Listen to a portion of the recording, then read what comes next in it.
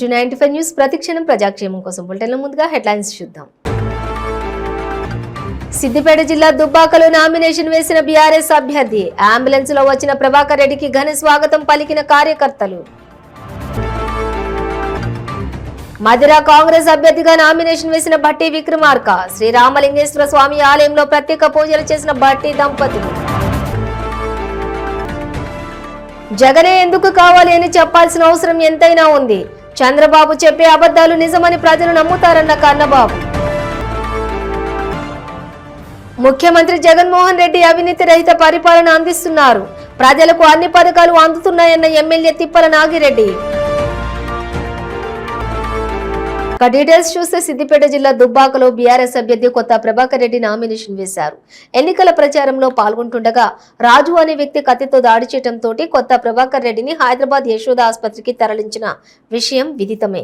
శస్త్రచికిత్స అనంతరం కోలుకుంటున్న కొత్త ప్రభాకర్ రెడ్డి గురువారం దుబ్బాక ఆర్డీఓ కార్యాలయానికి అంబులెన్స్ లో వచ్చి మంత్రి హరీష్ రావుతో కలిసి నామినేషన్ వేశారు. నామినేషన్ అనంతరం భారీ ర్యాలీ నిర్వహించారు. ఈ సందర్భంగా హరీష్ రావు మాట్లాడుతూ 100 అబద్ధాలు చెప్పి ఒక పెళ్లి చేయాలని పెద్దలు చెప్పేవారని, కానీ దుబ్బాకలో 100 అబద్ధాలు చెప్పి ఎమ్మెల్యే అయ్యాడని బీజేపీ అభ్యర్థి రఘునందన్ రావుపై మండిపడ్డారు. తెలంగాణ గడ్డ మీద వచ్చి మేము 5 ఇస్తున్నాను పడుతుంది కరెంటు. నువ్వు 5 ఇచ్చినాక మేము 24 ఇవ్వడుతుంది. నీ 5 ఎవరికి కావాలి? ఇప్పుడు 5 గంటలు కావాలన్నాడు కాంగ్రెస్ కోటేస్తాడు, 24 గంటలు కావాలన్న వాళ్ళు కారుకు కేసీఆర్ కోటేస్తారు. కుల్లా ఇంకేమున్నాయి సాఫ్. ఇవాళ ఒక రకంగా చెప్పాలంటే తెలంగాణలో ఈరోజు ప్రజలు చాలా సంతోషంగా ఉన్నారు. ఇవాళ ప్రజలకు కూడా నేను చేసే అప్పీల్ ఒక్కటే, ఇవాళ కేసీఆర్ ఇవాళ కన్న బిడ్డను తల్లి ఎట్లా సాదుకుంటుందో తాను కష్టపడి తెచ్చిన తెలంగాణను కూడా తన కన్న పిల్లల్లాగా చూసుకుంటున్నాడు తెలంగాణ ప్రజల్ని. ఇప్పుడు అప్పుడే పుట్టిన పిల్లలు తల్లి చేతిలో ఉంటే ఎంత మేలు జరుగుతుందో ఈ తెలంగాణ ప్రజలు కేసీఆర్ చేతుల్లో ఉంటేనే సురక్షంగా ఉంటుంది. ఎందుకంటే ఆయన కష్టపడి తెలంగాణ తెచ్చిండు. తెలంగాణ దుఃఖమేందో, తెలంగాణ తేవడంలో తన్లాటేందో తెలిసిన మనిషి కనుక ఈ తెలంగాణ రాష్ట్రం కేసీఆర్ గారి చేతుల్లో ఉంటే పదిలంగా ఉంటుంది అని ఇలా తెలంగాణ ప్రజలు అనుకుంటున్నారు. పుట్టిన బిడ్డ తల్లి చేతిలో ఉంటే ఎంత సురక్షితమో ఈ తెలంగాణ రాష్ట్రం కేసీఆర్ చేతిలో ఉండడం కూడా అంతే సురక్షితం. ఆయనకు మించిన ప్రేమ ఇంకొకరికి ఉంటుందా? ఈ డీకేలు పీకే అంటే ఈయన కూడా వస్తారు కదా, ఇప్పుడు పవన్ కళ్యాణ్ కదా. ఇప్పుడు నేను దాకా డీకే వచ్చిండు, రేపు మా పీకే వస్తాడు. డీకేలు వచ్చినా పీకేలు వచ్చినా మా ఏకేని ఏం చేయలేరు. మా AK-47 మా కేసీఆర్. మధిర కాంగ్రెస్ అభ్యర్థి భట్టి విక్రమార్క నామినేషన్ వేస్తున్న సందర్భంగా ఆలయాల్లో ప్రత్యేక పూజలు నిర్వహించారు. వైరాలోని అయ్యప్ప స్వామి స్నానాల లక్ష్మీపురంలోని శ్రీ రామలింగేశ్వర స్వామి ఆలయాల్లో నామినేషన్ పత్రాలను భట్టి దంపతులు పూజలు చేశారు. ఇక వైరా నియోజకవర్గం కాంగ్రెస్ పార్టీ అభ్యర్థి మాలోతు రామదాస్ నాయక్ భట్టి దంపతులతోటి ప్రత్యేక పూజలు చేయించారు. రాష్ట్రంలో కాంగ్రెస్ పార్టీ అధికారంలోకి రావాలని, ఉమ్మడి ఖమ్మం జిల్లాలోని కాంగ్రెస్ పార్టీ అభ్యర్థులు గెలవాలని ప్రత్యేక పూజలు నిర్వహించారు. వైరాలో కాంగ్రెస్ పార్టీ నాయకులు భట్టి విక్రమార్కకు ఘన స్వాగతం పలికారు.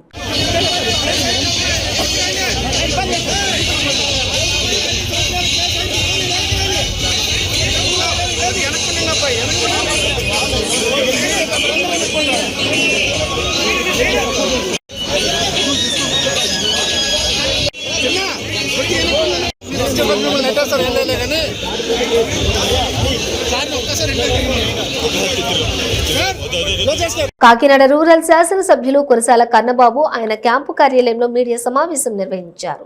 ఈ సందర్భంగా ఆయన మాట్లాడుతూ రాష్ట్రంలో అన్ని వర్గాలను సీఎం జగన్ కలుపుకుని వెళ్తున్నారని, రేపటి నుండి ఆంధ్రప్రదేశ్ కు జగన్ ఎందుకు కావాలి ప్రజలకు వివరించేందుకు క్షేత్రస్థాయిలో ప్రజల మధ్యకు వెళ్తున్నామని అన్నారు. చంద్రబాబు కోసం అబద్ధాలు చెప్పి ఎల్లో మీడియా ప్రజల్ని భ్రమంలోకి తీసుకెళ్తున్నాయని విమర్శించారు. జగనే ఎందుకు కావాలి అని చెప్పకపోతే చంద్రబాబు చెప్పే అబద్ధాలు నిజమని ప్రజలు నమ్ముతారన్నారు. చంద్రబాబును అరెస్ట్ చేస్తే భూకంపం వస్తుందని టీడీపీ బిల్డప్ ఇచ్చిందని, చంద్రబాబు మహాత్మా గాంధీ అన్నంత బిల్డప్ ఇచ్చారన్నారు ఎమ్మెల్యే కన్నబాబు. ఎంపీపీలు, జడ్పీటీసీలు, మార్కెట్ కమిటీ చైర్మన్లు, సర్పంచ్లు, ఎంపీపీలు, ఇంకా వార్డు మెంబర్ స్థాయి వరకు ఉన్న ప్రజాప్రతినిధులు, నామినేటెడ్ పోస్టులు పొందిన వారు, ఇతర కార్యకర్తలు, ఏ పోస్టులు లేని సీనియర్ నాయకులు అందరూ కూడా ప్రతి గ్రామానికి, ప్రతి సచివాలయానికి వెళ్ళి అక్కడ మొట్టమొదటి అధికారులతో కలిసి డిస్ప్లే బోర్డు ఈ సచివాలయంలో ఎవరెవరికి ఎంత మేలు చేకూర్చామని పబ్లిక్గా పారదర్శకంగా అక్కడ బోర్డు పెట్టి, ఆ తర్వాత నుంచి అధికారిక కార్యక్రమం అయిపోయిన తర్వాత పార్టీ కార్యక్రమం ప్రారంభించి జెండా ఎగరేసి అక్కడి నుంచి ఇతర కార్యక్రమాలు ఇంటింటికి చెప్పడం మా బాధ్యత. ఒక అబద్ధాల కోరు 2014-19 మధ్య ప్రభుత్వాన్ని నడిపితే ఏ విధంగా ఉంటుంది, ఎన్ని పచ్చి అబద్ధాలు చెప్పారు, మేనిఫెస్టోలో చెప్పినవి ఎన్ని చేశారు, ఎన్ని చేయలేదు. అదేవిధంగా ఒక నిజాయితీ కలిగిన నాయకుడు, చెప్పాడంటే చేస్తాడంటే అని ఒక బ్రాండింగ్ ఉన్న నాయకుడు జగన్మోహన్ రెడ్డి గారు 2019 నుంచి 2023 వరకు ఏ విధంగా చేశారనే వివరించబోతున్నారు. చెప్పాడంటే చేస్తాడంటే అని ఒక నమ్మకాన్ని 4.5 ఏళ్లలో కల్పించుకోవడంతో పాటు అర్హత ఉన్న ఏ ఒక్క కుటుంబాన్ని కూడా విడిచిపెట్టలేదు. దీన్ని మేము గ్రామాల్లో ప్రజలకు తీసుకెళ్ళాలి. ఎందుకంటే ఒకే అబద్ధాన్ని పదే చెబితే అది నిజమని నమ్ముతారనే ఒకే ఒక సిద్ధాంతం మీద గత 35 ఏళ్ల నుంచి తెలుగుదేశం పార్టీ నడుస్తుంది. చంద్రబాబు నాయుడు వచ్చిన తర్వాత ఆ సిద్ధాంతం తప్ప వేరే సిద్ధాంతం లేదు, ఆ యజం తప్ప వేరే యజం లేదని. ఎందుకంటే ఆయన మోసే మీడియా, ఆయన మోసే కొంత మంది ధనవంతులు, ఆయన తప్పిడిగుళ్ళ బ్యాచీలు ఆయనకు ఉన్నాయి కాబట్టి ఈయన లేస్తే మనిషి కాదని తప్పు ప్రచారం చేసి ఈయన మహానాయకుడు, ఈయన అమెరికాకే పాఠాలు చెప్తారని అబద్ధాలని ప్రచారం చేసి 70 మంది జనాలు నమ్మించి భ్రమలు ఉంచారు. అలాంటి భ్రమల నుంచి ప్రజలు బయటపడిన తర్వాత ఇప్పుడు ఏ స్థితికి వచ్చిందంటే పరిస్థితి, ఇక పునాదులు కదిలిపోతున్నాయి ఆ రాజకీయ పార్టీలకు. కాబట్టి జగన్మోహన్ రెడ్డి గారిని ఒంటరిగా మనం ఏం చేయలేం కనుక కట్టగట్టుకుని వద్దాం, గుంపులుగా వద్దాం, అందరం కలిపి ఒక్కడనే కొడదాం. అందుకని రాళ్ళు సిద్ధం చేయండి, రప్పలు సిద్ధం చేయండి, కత్తులు సిద్ధం చేయండి అన్నట్టుగా అన్ని రకాల అబద్ధాల ప్రచారాన్ని ఆయన మీద దాడి కోసం, ఈ పార్టీ మీద దాడి కోసం ప్రయత్నం చేస్తున్న సందర్భంగా జగనే ఎందుకు కావాలి అని కానీ మనం చెప్పకపోతే వైఎస్ఆర్ పార్టీ తరఫున అది నిజమని నమ్ముతారనే పరిస్థితులు రావచ్చేమో కనుక ప్రతి కార్యకర్త, ప్రతి నాయకుడు ఇంటింటికి వెళ్ళాలి. ముఖ్యమంత్రి వైఎస్ జగన్మోహన్ రెడ్డి అవినీతి రహిత పరిపాలన చేస్తున్నారని ఎమ్మెల్యే తిప్పల నాగిరెడ్డి అన్నారు. ప్రతి పథకం ప్రజలకు అందిస్తున్నారని, అన్ని వర్గాలను ఆదుకుంటున్నారని ముఖ్యమంత్రి వైఎస్ జగన్మోహన్ రెడ్డిని కొనియాడారు. ప్రతి సచివాలయం పరిధిలో కూడా ప్రజల సమస్యలు తెలుసుకునేందుకు రాత్రిపూట బస చేయటం, 3 నెలల పాటు అన్ని ప్రాంతాలలో ప్రజలకు అన్ని సంక్షేమాలు అందుతున్నది లేనిది తెలుసుకోవాలన్నారు. మళ్లీ 2024లో వైఎస్ జగన్మోహన్ రెడ్డిని ముఖ్యమంత్రిని చేసుకోవాలని, అలా చేసుకుంటేనే ప్రజలకు సంక్షేమాలు కొనసాగుతాయని చెప్పి ఆయన తెలిపారు. అలాగే జగన్మోహన్ రెడ్డి గారి పరిపాలన కూడా మా నాన్న కన్నా నేను మిన్నగా చేయాలని, మా నాన్న ఒక్కడు చూస్తే నేను 2 అడుగులు ముందుకేయాలని, ప్రజల అభిమానాన్ని చూరగొనాలని, అది కూడా మీకు అందరికి కూడా అది వస్తుంది. వాట్సాప్లో చూసి దీనిలో వస్తుంది, యూట్యూబ్లో వస్తాయి, చూడండి. ఇంకేదంటే మన భవిష్యత్ అంతా ఆయనే చూసుకుంటున్నాడు. మనకు అందరికీ తెలుసు. ఎల్కేజీ నుంచి పీజీ వరకు కూడా ఉచిత విద్యను అందిస్తున్నాడు. అలాగనే 1000 రూపాయలు దాటితే ఎన్ని లక్షల రూపాయలు ఖర్చు అయినా ఆరోగ్యం గురించి ఆయనే పెట్టుకుంటుండు. ఇల్లు లేని వాళ్ళందరికీ ఇల్లు ఇచ్చి ఇంటద్ది భారం తప్పించాడు. ఇక మనకి మన పిల్లలు మనము బడికి పంపిస్తే అమ్మఒడి పథకాన్ని ఇస్తున్నాడు. అది ఇవ్వాల్సిన అవసరం లేదు. ఫీజులు ఉచితంగా విద్య చెప్పడం ఓకే, హెల్త్కి టాప్ ప్రయారిటీ ఇవ్వడం వరకు ఓకే.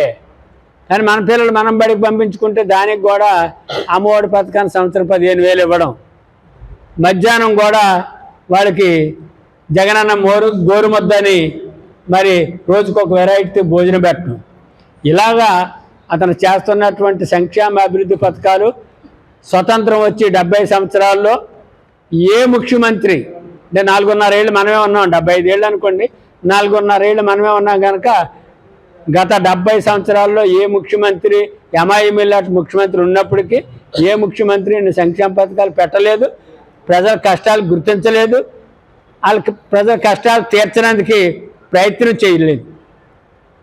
ఒక జగన్మోహన్ రెడ్డి గారే మనసున్న మహారాజు కనుక ప్రజా సంకల్ప యాత్రలో ఏదైతే చెప్పాడో, మీ కష్టాలన్నీ చెప్పారు, నేను విన్నాను, మీ తలరాతలు మారుస్తాను, నాకు ఒక అవకాశం ఇవ్వమని అన్నాడు. మనం ఇచ్చాం.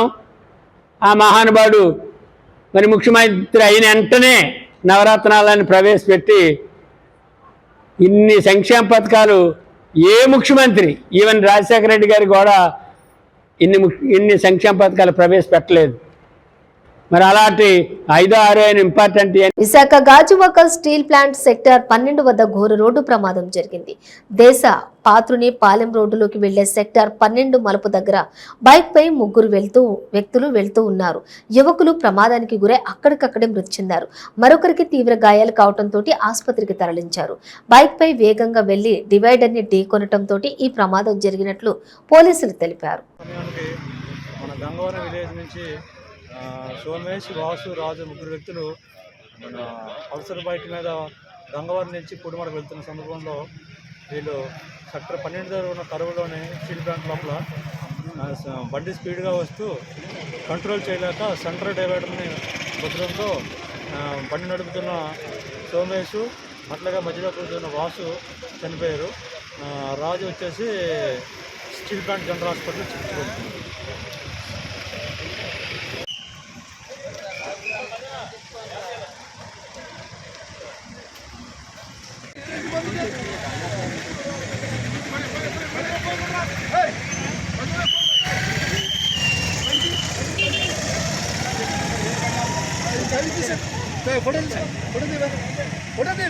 గుంటూరు మిర్చి యార్డ్లోని తీవ్ర ఉద్రిక్తత నెలకొంది. యార్డ్ చైర్మన్ నిమ్మకాయల నారాయణను కొందరు వ్యక్తులు ముట్టడించారు. కారు నుండి బయటకు దిగకుండా డౌన్ డౌన్ అంటూ నినాదాలు చేశారు. దాంతో యార్డు సిబ్బంది పోలీసులకు సమాచారం ఇచ్చారు. యార్డ్ ఆవరణలో రైతుల పంటను కొంతమంది వ్యక్తులు దొంగిలిస్తుండటంపై ఇటీవల నిమ్మకాయల సమీక్షా సమావేశం నిర్వహించారు. ఇక నిఘా వ్యవస్థను ఏర్పాటు చేసి రైతుల పంటకు భద్రత కల్పించేందుకు గట్టి చర్యలు తీసుకున్నారు. దీంతో కొంతమంది యార్డులోని తమ ఆటలు సాగవని నిమ్మకాయల రాజనారాయణను అడ్డుకోవటం జరిగిందని తెలుస్తోంది.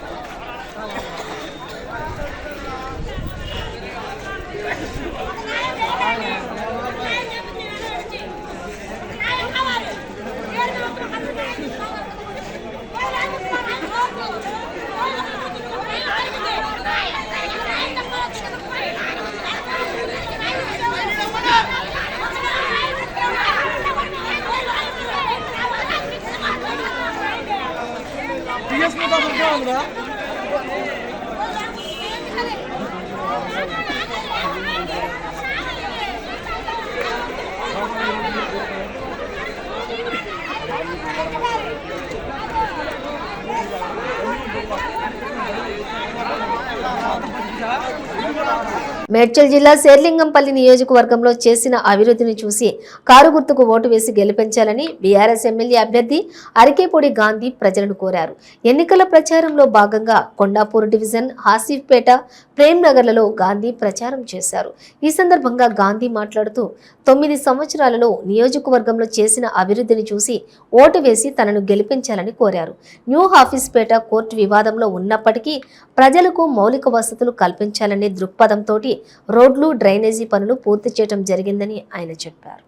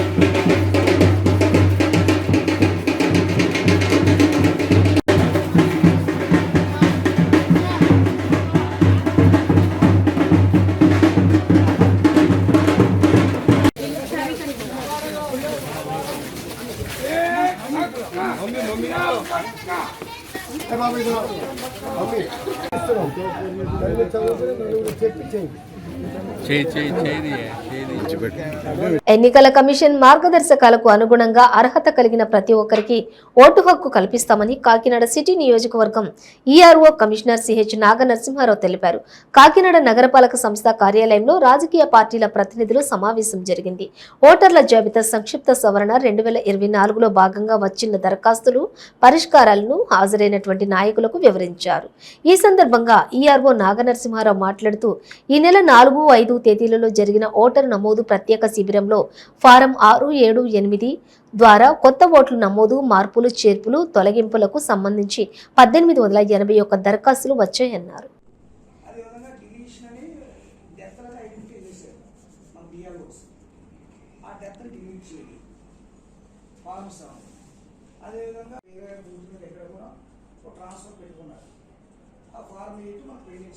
వారి పూర్తి వివరాలు ఇస్తే మళ్ళీ అప్లికేషన్ రాకుండా ఆయా రాజకీయ పార్టీలు కానీ బిఆర్ఓస్ కానీ చూసుకోవడానికి అవకాశం ఉంది.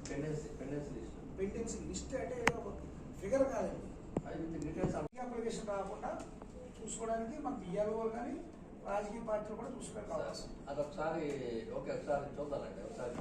కార్యక్రమం పెట్టుకున్నాం. ప్రక్షాళన జనం వేరెక్టే కదా, ఫైనల్ ఉంటుంది సార్. ఉదాహరణకి ఫారం 7లో నా ఓటు ఎవడో తీసేమని పెట్టాడు, అది పెండింగ్ లో ఉంది. అప్లికేషన్ రాకుండా చూసుకోవడానికి మన బిఆర్ఓ కానీ రాజకీయ పార్టీలు కూడా చూసుకోవడానికి అవకాశం.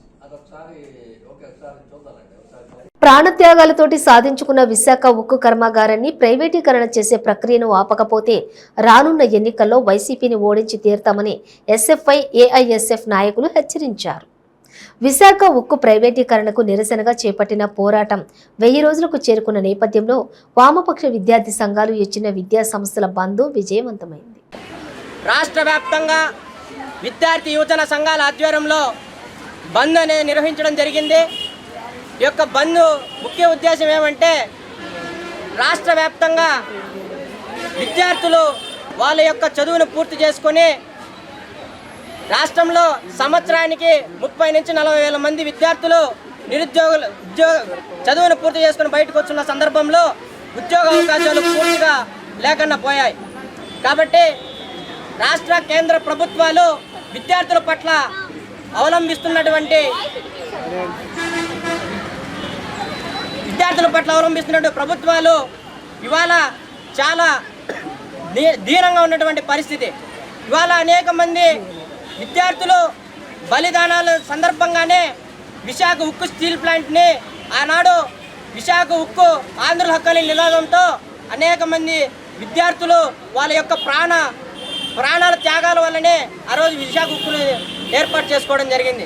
ఇవాళ కేంద్ర ప్రభుత్వ రంగ సంస్థలన్నీ వేలం వేస్తున్నటువంటి సందర్భంలో అన్ని వేలం వేసి అమ్మేసినటువంటి సందర్భంగా ఇవాళ విశాఖ ఉక్కు పైన కన్నుబడింది. అనేక రంగాలు విశాఖ ఉక్కు అనేది పెద్దగా బాగా అభివృద్ధి చెందినటువంటి కర్మాగారం. అందులో వేల మంది ఉద్యోగులు పనిచేస్తున్నటువంటి తరుణంలో ఆ విశాఖ ఉక్కు ప్రత్యక్షంగా పరోక్షంగా అనేక మంది ప్రజలకు ఉపాధి కల్పించినటువంటి పరిస్థితి ఈరోజు చూస్తూ ఉన్నాం. అలాంటిది ఈరోజు నష్టాల్లో ఉందని చెప్పినని విద్యార్థులకి ప్రభుత్వానికి తెలియపరుస్తూ ఇవాళ దాన్ని అమ్మేటువంటి పరిస్థితి ఈరోజు నెలకొంటా ఉంది. కాబట్టి ఇలాంటి పరిస్థితిని ఎదుర్కోవాల్సిన పరిస్థితి విద్యార్థులకి, యువజనులకి, ప్రజలకి ఎంతైనా అవసరం ఉందని చెప్పననేసి ఇవాళ ఈ బంద్ కార్యక్రమం నిర్వహించడం జరిగింది. ఈరోజు విశాఖ ఉక్కు కర్మాగారాన్ని మనం కాపాడుకోవడం కోసం ఈరోజు విద్యార్థి యువజన సంఘాల ఆధ్వర్యంలో బంద్ నిర్వహించడం జరుగుతుంది. విశాఖ ఉక్కు లాభాల్లో ఉన్నటువంటి కర్మాగారాన్ని ఈరోజు బీజేపీ ప్రభుత్వం కానీ ఈ వైసీపీ ప్రభుత్వం కానీ వాళ్ళకి డబ్బుల కోసం దాన్ని అమ్మేయాలని చూస్తుంది. దాన్ని కూడా కార్పొరేట్ పరం చేయాలని చూస్తుంది. విద్య చదువుకున్న వాళ్ళకి ఉపాధి అందించాల్సిన ప్రభుత్వాలు ఉండేదాన్ని అమ్మేయాలని చూస్తున్నారు. అదే విధంగా ఇప్పుడు ప్రతిపక్షంలో ఉన్నటువంటి నాయకుడు కానీ ఇప్పుడు అధికార పక్షంలో ఉన్నటువంటి నాయకుడు కానీ కడప కరువు జిల్లా, రాయలసీమ కరువు జిల్లాలో ఉన్నటువంటి ప్రాంతం అభివృద్ధి చేస్తానని చెప్పినటువంటి ఈ జగన్మోహన్ రెడ్డి అధికారంలోకి వస్తాను ఇట్లే 2 సార్లు కడపలో ఉక్కు పరిశ్రమను ఏర్పాటు చేస్తానని చెప్పి శంకుస్థాపన చేశాడు. అది శంకుస్థాపనగానే మిగిలిపోయింది తప్ప ఒక ఇటుక రాయి కూడా కట్టలేదు. అదేవిధంగా చదువుకున్న వాళ్ళకి ఉపాధి రావాలని చెప్పి ఎంత చేసినా కూడా ఉన్న ఉపాధి కోల్పోతున్నారు తప్ప ఈ ప్రైవేట్ పరం చేస్తే ఉన్న ఉపాధి పోతుంది. అంతేకాకుండా ఏ ఒక్క ఫ్యాక్టరీని కూడా నిర్మించడం లేదు. దానివల్ల చదువుకున్నటువంటి ఉపాధి లేక ఎంతోమంది నిరుద్యోగులుగా మిగిలిపోతున్నారు. దీనివల్ల మేము విద్యార్థి యువజన సంఘాల తరఫున హెచ్చరిస్తున్నాం. ఈ కరువు జిల్లాలకి మీరు ఏదో ఫ్యాక్టరీలు పెట్టి ఉపాధి కల్పించాల్సిన పాలకవర్గంలో ఉన్న మీరు ఇలా బీజేపీతో కుమ్మక్కై ఇలా చేయడాన్ని మేము విద్యార్థి యువజన సంఘాల తరఫున పూర్తిగా వ్యతిరేకిస్తున్నాం. అంతేకాకుండా మీరు ఇలాగే ఉంటే వచ్చే ఎలక్షన్లో కూడా మిమ్మల్ని గద్దె దింపుదాం, నిరుద్యోగులంతా కలిసి ఏకమై మీ మీద పోరాటం చేస్తానని విద్యార్థి యువజన సంఘాల తరఫున తెలియజేసుకుంటున్నాం. దివంగత మహానేత రాజశేఖర్ రెడ్డి ప్రజల ఆరోగ్యం కోసం ఒక అడుగు ముందుకు వేస్తే ఆయన తనయుడిగా ముఖ్యమంత్రి జగన్మోహన్ రెడ్డి 10 అడుగులు ముందుకు వేసి ఆరోగ్య సురక్ష కార్యక్రమాన్ని చేపట్టడం జరిగిందని ఎమ్మెల్యే నవాజ్ బాషా తెలియజేశారు. అన్నమయ్య జిల్లా మదనపల్లె మున్సిపాలిటీ నందు జగనన్న ఆరోగ్య సురక్ష ముగింపు కార్యక్రమంలో భాగంగా జెడ్పీ ఉన్నత పాఠశాలలో బహిరంగ సభ జరిగింది. ఈ కార్యక్రమంలోని APMDC chairman Shamim Aslam, DMHO doctor Kondaiah, municipal commissioner Pramila, వైద్య సిబ్బంది పాల్గొన్నారు. ఈ సందర్భంగా ఎమ్మెల్యే మాట్లాడుతూ ముఖ్యమంత్రి జగన్మోహన్ రెడ్డి అహర్నిశలు ప్రజా ఆరోగ్యం సంక్షేమంపై దృష్టి సారిస్తున్నారని పేర్కొన్నారు. గత ప్రభుత్వంలో 2014 నుంచి 19 వరకు రాష్ట్రం విభజించిన తర్వాత ఎంతో ఈ రాష్ట్రం అప్పుల్లో కూడకపోతే ఈ రాష్ట్రానికి 2014లో తప్పుడు హామీలు కానీ తప్పుడు మాట ఇలాంటప్పుడు ఆ రోజు ప్రతిపక్షంలో జగన్మోహన్ రెడ్డి గారు కూర్చోవడం జరిగింది.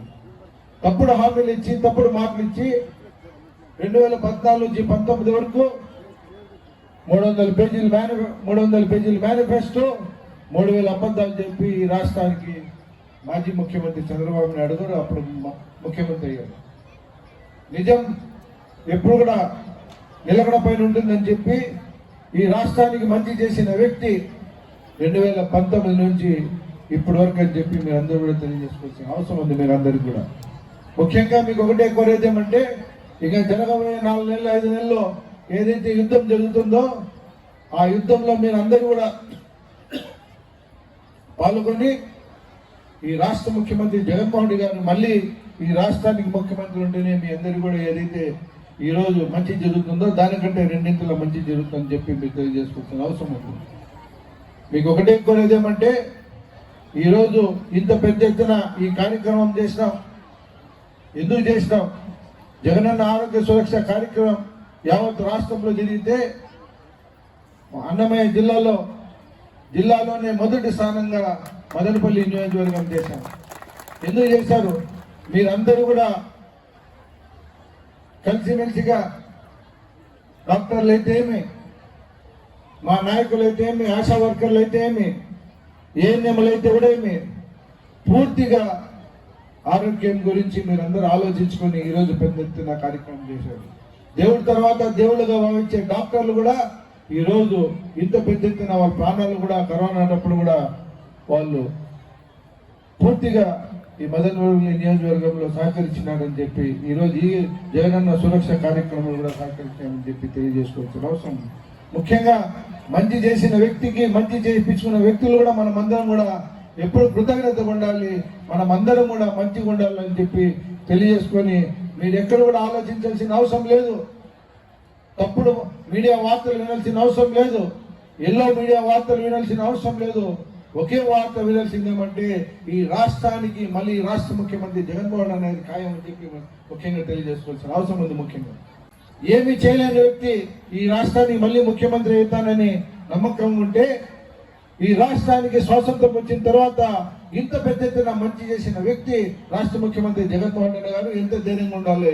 ఒకే మాట అడుగుతున్నాడు కదా, నేను మంచి చేసిందే మీ సల్లన జీవుల ఆశీస్సులు నా పైన ఉండాలని చెప్పి ఆయన మంచి చేశాడు. కాబట్టి మీరందరూ కూడా ఈ రాష్ట్ర ముఖ్యమంత్రి జగన్మోహన్ పైన ఫ్యాన్ గుర్తు పైన వైఎస్ఆర్ కాంగ్రెస్ పార్టీకి మళ్ళీ ఈ 151 నియోజకవర్గాలు కాదు 170 నియోజకవర్గాల్లో కూడా మళ్ళీ ఫ్యాన్ తిరుగుతుందని చెప్పి తెలియజేసుకుంటూ మీ అందరికీ మరొకసారి పేరు పేరున హృదయపూర్వకంగా ధన్యవాదాలు తెలియజేసుకుంటున్నాను.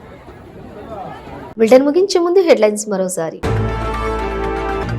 సిద్దిపేట జిల్లా దుబ్బాకలో నామినేషన్ వేసిన బీఆర్ఎస్ అభ్యర్థి. అంబులెన్స్ లో వచ్చిన ప్రభాకర్ రెడ్డికి ఘన స్వాగతం పలికిన కార్యకర్తలు. మధుర కాంగ్రెస్ అభ్యర్థిగా నామినేషన్ వేసిన భట్టి విక్రమార్క. శ్రీరామలింగేశ్వర స్వామి ఆలయంలో ప్రత్యేక పూజలు చేసిన భట్టి దంపతులు. జగనే ఎందుకు కావాలి అని చెప్పాల్సిన అవసరం ఎంతైనా ఉంది. చంద్రబాబు చెప్పే అబద్ధాలు నిజమని ప్రజలు నమ్ముతారన్న కన్నబాబు.